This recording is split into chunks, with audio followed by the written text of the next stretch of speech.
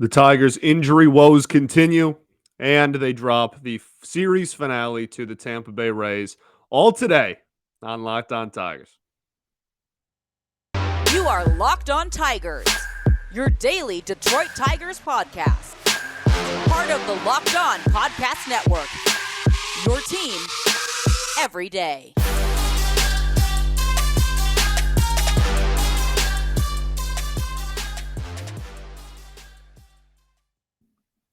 What is up, everybody? Welcome back to another edition of the Locked On Tigers podcast. I'm, of course, your host, Scott Bentley. Today is Thursday, May 19th, 2022. Thanks for making Locked On Tigers your first listen every day. We are free and available wherever you get your podcast. Okay, Detroit Tigers drop the series finale to the Tampa Bay Rays 6-1. Really an ugly game, as was the second game. Now, in yesterday's show, I said, right? I said game two, this ugly game two does not really matter, and I'm not gonna freak out about it if you come back and win a series on game three, right? You had McClanahan going yesterday, which I'm realizing when I had a couple of comments about it and went back and re-listened for myself. I said Shane McClanahan's name like 7 different ways. I called him like McCallahan at some point. I was all over the board. Shane McClanahan. So you had him going in game two. You know, you had just won 4 straight. If there was ever a game to lose, it was going to be game two. And I was very okay with losing game two if you win game three. That was a trade-off that I was very willing to make. And they set themselves up nicely. They had Erod going on the series finale day. It was all fine. And then the series finale actually happened on Wednesday, and now it's not fine. Because now it's no longer just, one game off and then you got back on the horse and you got your series win in Tampa and it's okay. It's no longer a one-off thing. This was 2/3 of a series that you did this in, and that makes it not okay anymore. And you really were unbelievably uncompetitive for pretty much the entirety of the second and third game of a series. You were really competitive in game one. You ended up winning game one due to some heroics late. It was an awesome moment. Very cool. Unbelievably, just straight up, not even competitive in games 2 and 3. And that's unacceptable. You can't roll over and lose a series and be that uncompetitive. Not okay. 6-1 loss the day after you had just won, or lost rather, 8-1. You took game one and then proceeded to roll over, and in the aggregate, right? Shout out soccer. In the aggregate, you lose 14-2. Can't happen. And there's a lot of reasons that 14-2 is a problem. And that's what we're going to talk about today. I know nobody's happy. I'm not happy. But here we are. This is the situation that we're in. 14-2. No offense. The offense went right back to how it's been. Honestly, I'm not sure it actually ever left. And I did say that on when recapping the Orioles series. I still believe that it's dumb to be like, oh, well, you played the Orioles. You shouldn't, whatever. Yeah, like that's a whole different conversation and still stupid. But the offense wasn't even that great against Baltimore. Like it wasn't even that, like, you know what I mean? Like, it's not we popped off for like 8 runs against the Orioles. We won 4-2, 3-0, and 5-1. You know what I like? And then the Rays game, the one win you had was 3-2. So the offense, obviously not okay to only score 2 runs in the final 2 games of a series that you're trying to take home. And then on the pitching side, giving up 14 in 2 games is clearly not great either. I will say that I give the pitching in those two games a little bit longer of a leash. We'll talk about that. Let's just start with the offense because I think that that's the quickest segment yet again. Um, 1 run across 9, got 5 hits and walked once. Jonathan Scope walked in, shoot, I want to say it was the 8th inning. It was somewhere in the last 3 innings of the game. 7th, 8th, or 9th inning. He drew a walk. That is the only walk your Detroit Tigers drew in the entire Tampa Bay Rays series. That's also unacceptable. Everybody is very well aware at this point of my opinion of drawing walks and how much I fancy them. Not okay. I don't care if you're all old school, all batting average. Walks are stupid and dumb, and I hate that people are trying to get them. Grow up and hit the ball. Hey, hell yeah, brother. Here's the thing. I don't care if that's your mindset or if you're like me and you would want everyone to walk. I'm not quite there, but you get the point. Regardless, not okay to walk once in a series. Not okay.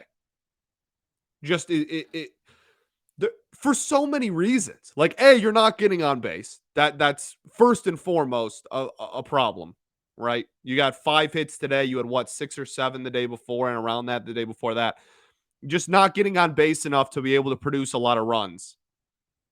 That's the biggest problem, I guess.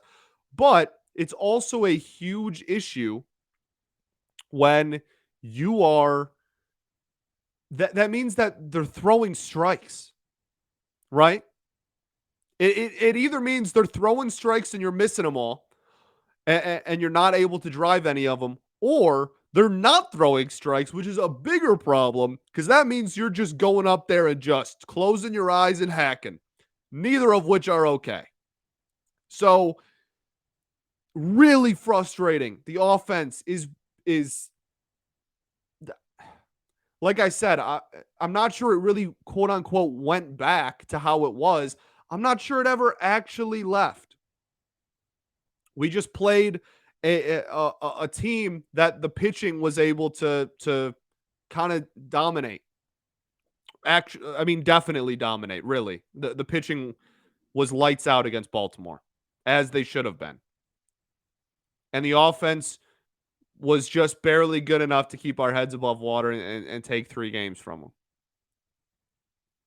It's just ridiculous. I mean, the lineup. I don't like just continuing to play the, hey, let's take a look at the OPS top to bottom game that we've become so accustomed to, but it's brutal. Robbie Grossman, 570. Willie Castro, 751. I'm pretty sure that leads the team. It does. Javi Baez, 553. He was 0 for 4 with 3 strikeouts in this game. He has a 244 on base percentage that is paired with a 310 slugging percentage. That is brutal. Absolutely brutal. And the crazy thing is, you can't really move him down in the lineup because he's still one of your best hitters, even with those numbers. Jeimer Candelario, 589, which that one is actually at least trending upwards while everyone else is continues to trend down as they have all year. At least at least Jeimer Candelario is trending up. He had another hit in this one, had the home run yesterday. The OPS of 589 is going in the right direction, at least from where it was a week ago, 2 weeks ago, a month ago. Jonathan Scope draws a walk, strikes out twice, doesn't have a hit, 462 on base percentage. Harold Castro, 724 OBP, one of the 3 best on the team. Spencer Torkelson, almost at 600. He is the bright spot of this game. Spencer Torkelson, we're talking about the offense. Torque looked incredible. Every single at bat, he looked way more on top of the ball. He looked The thing with him at this point is barrel control. He's walking a ton, which I love, as we all know. He's also striking out a lot because he's taking a lot of borderline pitches. I think he'll get a little more lenient when he's not a rookie, just from human umpires. But B, and more importantly, I think he's just adjusting to the major league strike zone because whether you like it or not, it does change at every level. So Spencer Torkelson, 2 for 3 with a home run. Fantastic. And if it wasn't for a double play right before that, it could have been a 2 or a 3-run homer, and this game could have looked a lot differently. But alas, here we are. It was the only run of the night, of the day. Sorry.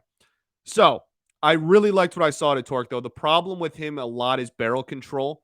And when he does make contact, it's been ground balls to third, and he needs to launch it. He needs to get under the ball a little bit more. He needs to put the barrel on the ball, and he certainly did that in this game. Had a double in this one too.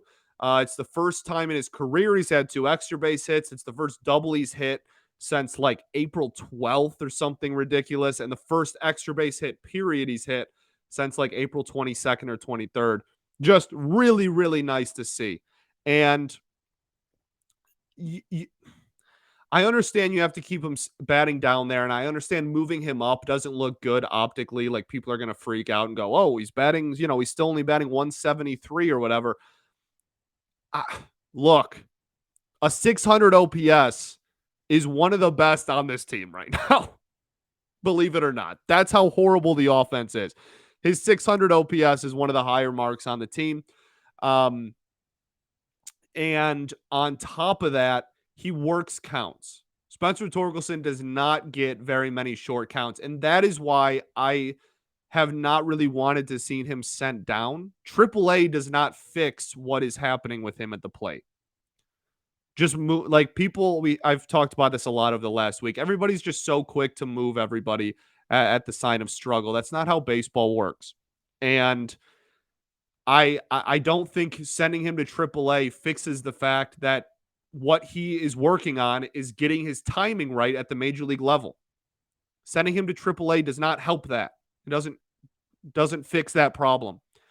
So I'm hoping that this is a sign of things to come. I'm hoping that this is a corner being turned, and he is certainly the lone bright spot, maybe in this entire game period, but certainly at the offensive side of the ball. Tucker Barnhart had another hit in this one. He had another really good at bat as well on top of that. I've been really impressed with what we've gotten offensively out of him. The slugging percentage is down. The slugging percentage on the whole team is down. The slugging percentage in all of Major League Baseball outside of Aaron Judge is down. And Mike Trout. That's whatever. I'm very high batting average, good on base percentage paired with it, or good enough on base percentage, I should say, paired with it. I've been really liking what I see at the plate. I think he can be effective kind of down the lineup guy. And then Derek Hill now has a 466 OPS at the major league level after going 0 for and striking out in every at-bat he had. Also had a missed play in center field. Not a very good series for Derek Hill. Not a very good last week or so for Derek Hill. And I think that that's why they called Daz Cameron up, because I don't think they want to pigeonhole themselves into having to play Derek Hill every single day until another center fielder is ready again. That's the reality of the situation. That's a whole different thing. We can go on a whole Derek Hill thing on a different day. Okay, that's it for the offense. We're done. I'm done. Let's go talk about how ridiculous this team's luck has been, and go talk about how the pitching struggled. But first, I get to talk to you about something good, and that is Built Bar. The birthday cake puffs are phenomenal. I've been telling you guys about them for the last couple of days. I think I literally have one birthday cake puff left in the box they gave me. They gave all the hosts a box. I'm pretty sure I have one left, one singular one left. I have smashed through them. I am inhaling them at 2004 Barry Bonds levels. It's really, really a sight to behold. It's a scene. And I don't have to feel bad about how much I'm eating them and how much I love them, because they're actually good for me. 150 calories, 16 grams of protein. They're only 9 grams of sugar. They're phenomenal, covered in 100% real chocolate. They are just amazing all around. They're a protein bar that tastes like a candy bar. Can't get much better than that. Go to built.com, get those birthday cake puffs. It's a limited time flavor. You can go to built.com and use promo code LOCK15 and get 15% off of your order. That's promo code LOCK15 for 15% off at built.com.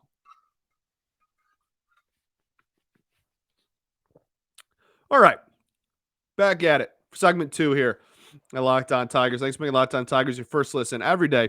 For your next listen, check out the Locked On Now podcast, recaps of your MLB games with analysis from all of our local experts taking fans through the season like no other network. It's free and available wherever you get your podcast, including YouTube, just like us. Okay. My nose is so itchy out of nowhere. All right.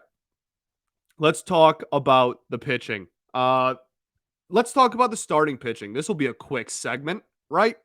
The first segment ran a little long. We'll have a nice quick second segment and then have a normal length third one, and we'll get out of here at the same time we always do. Erod got one out, pitched 23 pitches, and that was the outing. It was also not a good outing. 4 hits, 3 runs, 2 walks, no strike. I mean, it was brutal, and got pulled with one out into the game. Is when he got pulled.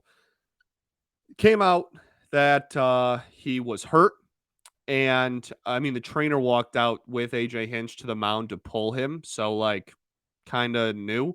AJ Hinch did say after the game that that Erod's motion to the dugout, whatever, for the trainer to come out, that he was getting pulled regardless. And like, he was already walking out of the dugout, and it wasn't really like it looked like Erod's call, visually, but it really wasn't. Now, here's where it gets interesting. Actually, we're going to save all of that for the end. We're going to just break down this game, get it out of the way, and then we're going to talk about all the mayhem that is now happening within this roster, that's pretty much out of everyone's control.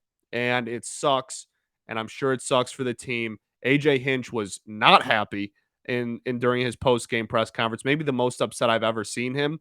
And I can't blame him, because this team is just getting hosed left and right, and it's unbelievably frustrating. So, Erod was your starter. There you go. Starting pitching breakdown. Boom. I guess we can just clump Ronnie Garcia into that. I'm going to say it. Ronnie Garcia has impressed the hell out of me. And look, those who have been following me for a minute are very aware that, I mean, there was a point Ronnie Garcia was a running kind of bit within my following last season, or maybe it was 2020, because he was hurt all of 2021. In 2020, for all of you longtime followers of mine, there was a bit between the community where I used to do post game videos like Castellani and stuff in 2020 during the COVID year, and there was a rule where everyone would like at me and everything, that when Ronnie Garcia entered the game, I would just do my post game video right then. I wouldn't even wait till the end of the game. And it wasn't really like a super big slight on him. It wasn't like, oh, Ronnie's in the game where like he's going to give up 9. It wasn't anything like that. It was just that he struggled a lot in 2020, and he was a Rule 5 pick, and he was super young for a Rule 5 pick too on top of that. But it was just that because he was probably the worst pitcher in the pen that season, he would only come into the games when we were either winning by 10 or losing by 10, and losing by 10 happened a lot more often. And with that offense, especially, well, I mean, we know what this offense is doing. 2 years ago, it was even uglier. So he has turned from like a mark within this community to signify like the game is over, to since he has gotten recalled, he has been nasty. Like, let's just be honest with ourselves. Let's all look each other in the eye and be completely honest with ourselves. You and I both know it. Ronnie Garcia has low-key been nice with it. Really nice with it. CSW percentage of 26%. Little low, but, pretty fine.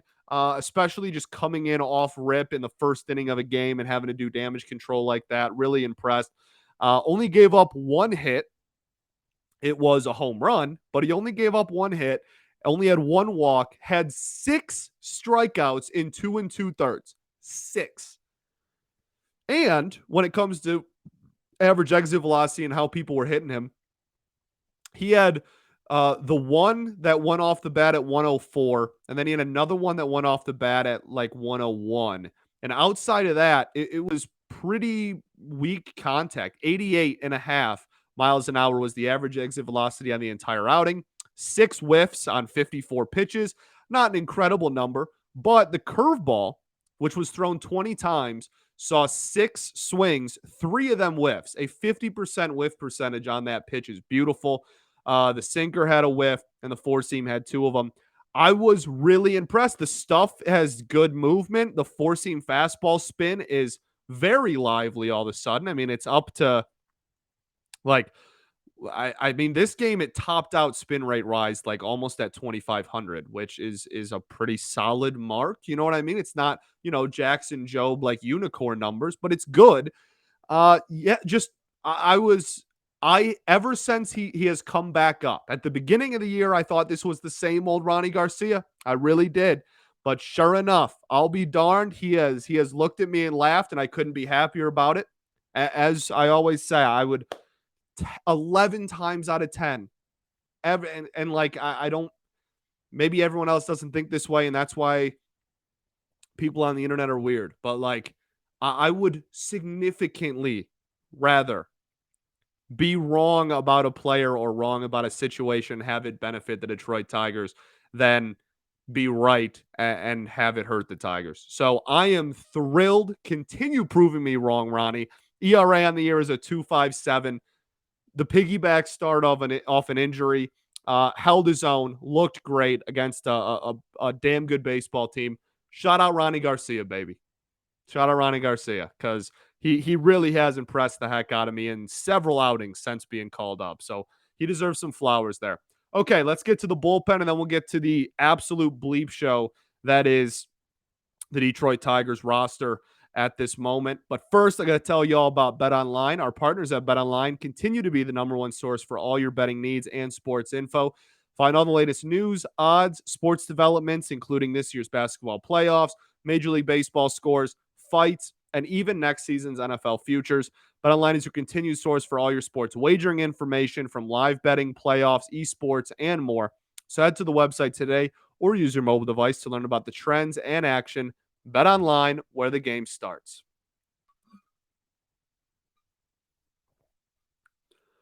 All right, everybody. We are back. We are absolutely back for our third and final segment here on Locked On Tigers.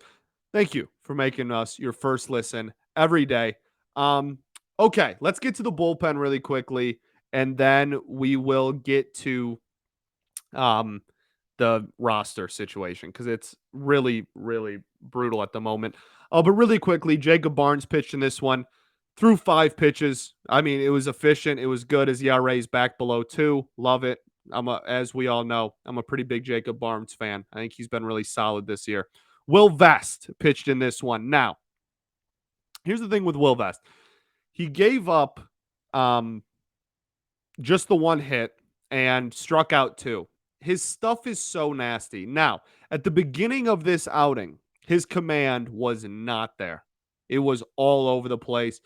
He could not locate the slider, was like the big one. He was having a really difficult time locating his slider for about the first two batters.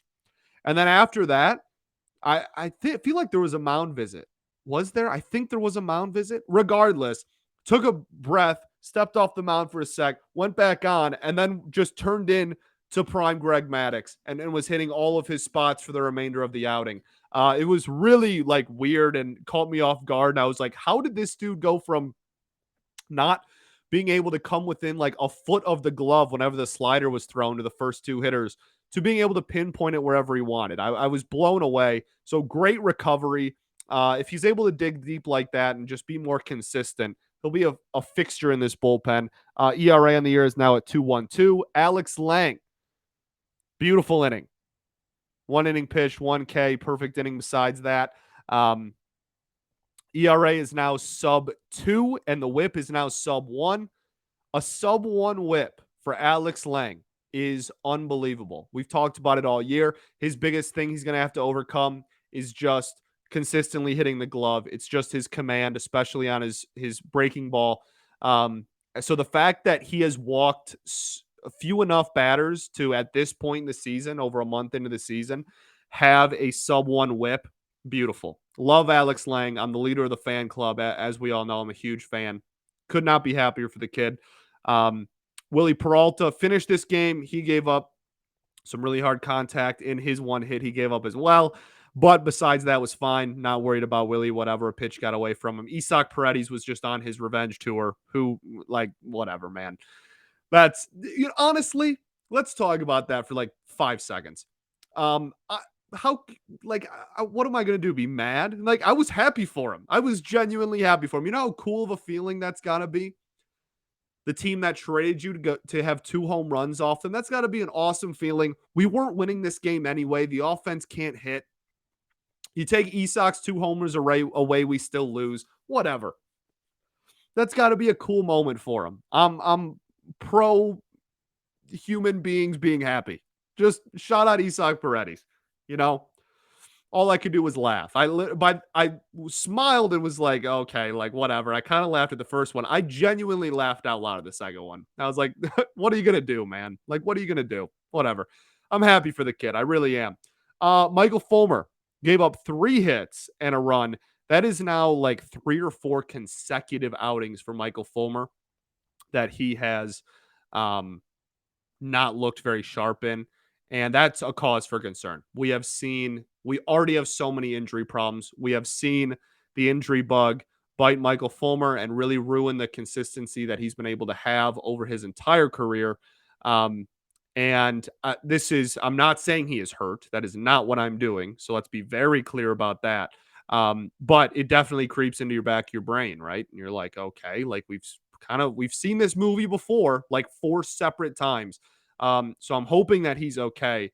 And if he it's baseball. He could not give up a run for the next week and look fantastic and look as good as he did to start the season.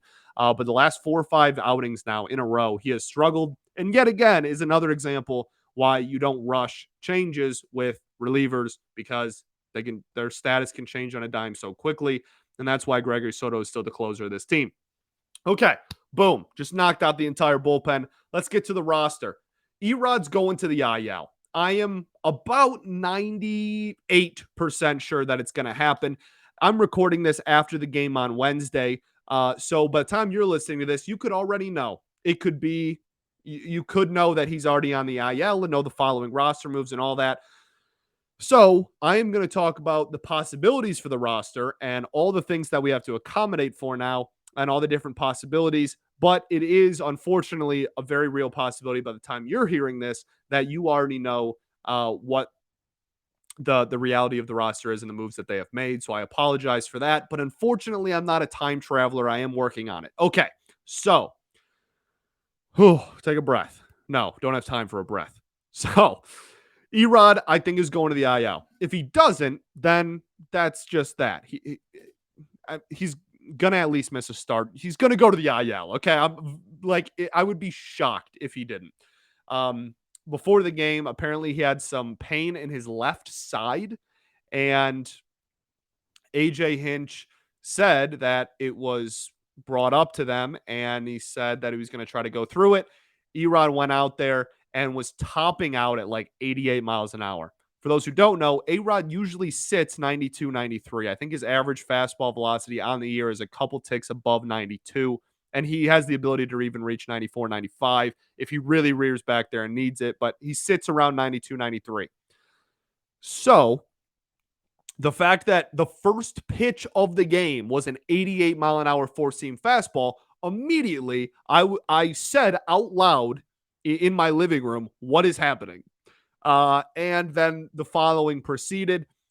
I know everybody continues to make Jordan Zimmerman comparisons for some reason beyond to me, because he has made like 6 starts and 3 of 4 of them have been quality starts. Grow up. So the injury, also like somewhat celebrating people's injuries, is also lame as hell. Stop. So he gets hurt. Really frustrating. I'm a big fan of Ed. And I hope that it's not a lingering thing. I hope he can come back and be fine. But the fact of the matter is the team has to somehow now rearrange their roster and get this rotation under control. On opening day, you had 6 starting pitchers. You had 5 at the major league level, and Michael Pineda, you were stretching out in the minors because he had a visa issue. So on opening day, you had 6 starting pitchers. You had Tarek Skubal, Casey Mize, Matt Manning, Erod, Michael Pineda, and Tyler Alexander.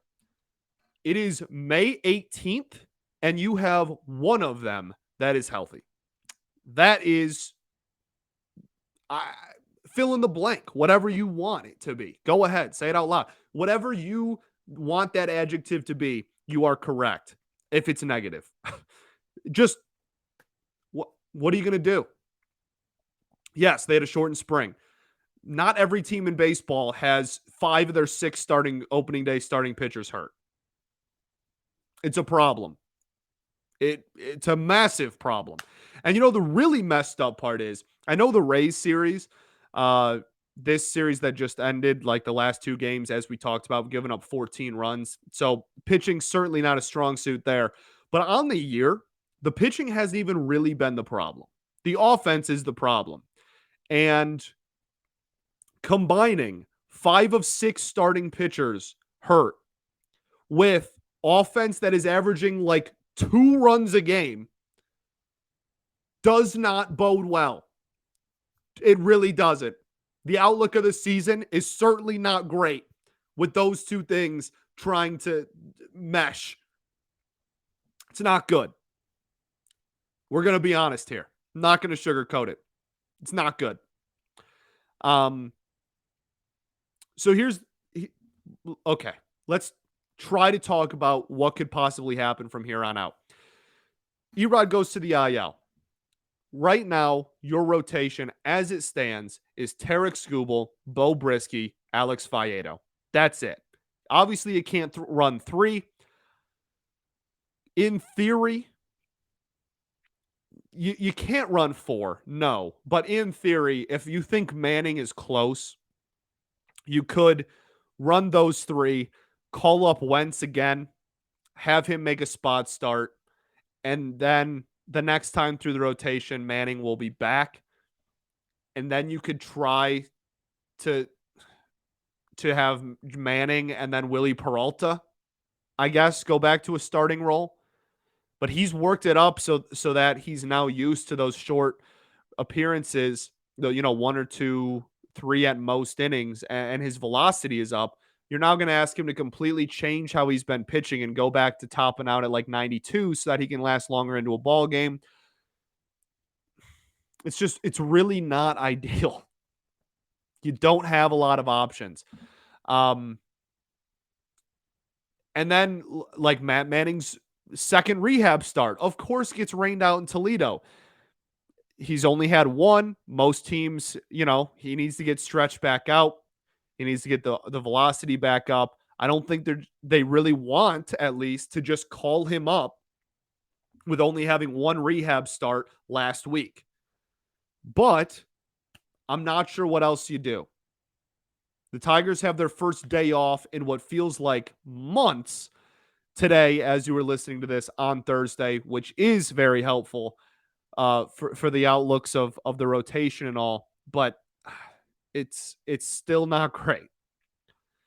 So you have Wentz in the wing. That gives you 4. If you can get Wentz and then Manning makes 1 more start and then gets called up right after that start, assuming everything goes well, he can then 5 days from then, maybe on the back end of our rotation, sneak back into the rotation.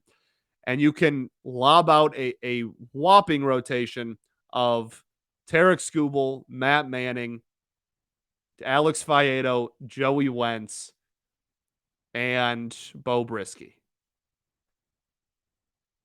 I guess that's what you do.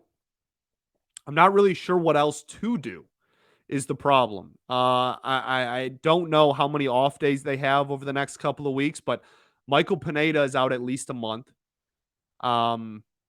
He, literally broke a finger in his throwing hand. So he's sidelined for at least a month. Manning, you're hoping, is back. Mize made a rehab start, got rocked in it, and now has been sent back to Lakeland. So he's nowhere close, to be honest with you. That's still weeks. I mean, if not even pushing a month away. Tyler Alexander, I have not heard anything. I don't even know what that dude's doing currently. Like I said, Manning, you're hoping is a start away. But even now, it feels pressured. Like you kind of have to call him up because what else are you going to do? I'm not sure that's really the ideal situation for a young prized prospect's arm to be in. Like, oh, we kind of have to call you up and force you into a situation you might not be ready for. And Wentz, I love the dude, and I love the trade to get him a few years back. I've always been high on him. I think that he could play at the major league level. I still have faith that he could turn into that. But his first start, the stuff just wasn't there. It wasn't. It wasn't. We talked about the different variants of effectiveness when it comes to pitches, and his is in the first game was either missed nothing and just got barreled up, or was missing barrels and still was getting pretty hard contact. So I'm not really sure how sustainable Joey Wentz is in his current state at the major league level. But again, not really sure how many options you have. Garrett Hill got called up to AAA. I don't think you really would want to just send a dude from AA to the majors. But he's been really good this year. Really good strikeout numbers. Really good spin rate on his fastball. Gets a lot of swings and misses on it, especially up in the zone. Not super fast pitch, but it is effective at the minor league level at least. Kind of worrisome. Like, I don't know how much a 92 to 94 mile an hour fastball high in the zone is going to play to swing and miss stuff at the major league level, but it's certainly been working at the minors. He has unbelievable K numbers and whiff numbers so far. I don't know, man. I beats me. So we'll see. We'll see. Like I said, I just spent 5 minutes talking about it. By the time you're listening to this show, you probably already know the answer. And Willie Peralta is always an option too. But like I said, I'm not. He spent so much time getting the velocity up because he was pitching less innings that now you are asking him to completely change how he is pitching and ask him to drop the velocity again, which might be a different mechanic for him. That's a lot more difficult than it sounds. Like significantly more difficult than it sounds to just like go from being a reliever all year to just being a starter again just because you've done it before. It's not quite how that works. So we will see. Thanks for making Locked On Tigers your first listen every day. Now make your second listen Locked On MLB. Host Paul Francis Sullivan, please call him Sully, brings you his unique perspective on the major leagues, both past and present. It's free and available wherever you get your podcast. This was a very long episode. I'm really sorry, but there was a ton to talk about. We have an off day tomorrow, so and I have the Cody Clemens episode tomorrow. The off day is today as you're listening to this, tomorrow in my version of reality. So we will drop the Cody Clemens episode on Friday. That'll end our week. It'll be super cool. And so we had to talk about all the roster stuff on today's show. Usually I just save that for the off day, but we had to do it because of Cody Clemens. So enjoy the Clemens interview tomorrow. It's awesome. He is a super cool dude. Great interview. And, I want to end on this. Our next 15 games are all against AL Central teams. We literally go Cleveland to Minnesota, Cleveland, Minnesota again. And one of those is a 5-game series for who knows what reasons.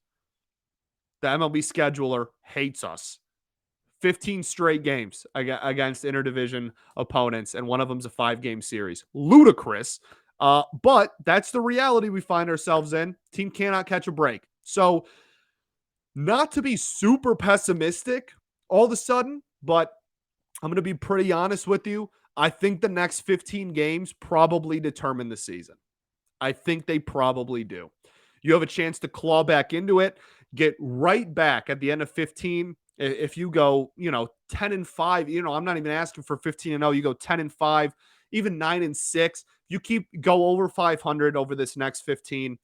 and are able to keep your head above water there, and are able to reestablish yourself within the AL Central, get that record closer overall back to 500, you could be looking at a really fun summer, and we could get ourselves back into this. If you fumble and go 3-12 over the next 15, it's really hard to not just say that that's wraps. It really is. Because now you're talking about the next 15 days that we're going to be into June. It's going to be really difficult to justify to this fan base that this season is not already punted if you really fumble over the next 15. So there you go. Optimistic or not, that's subjective. But all we got in this world is hope, baby. Peace and love. Going to therapy's dope. And I will catch y'all on Monday because the Cody thing's pre-recorded. But Cody Clemens tomorrow. I'll catch y'all then. Go Tigers, baby.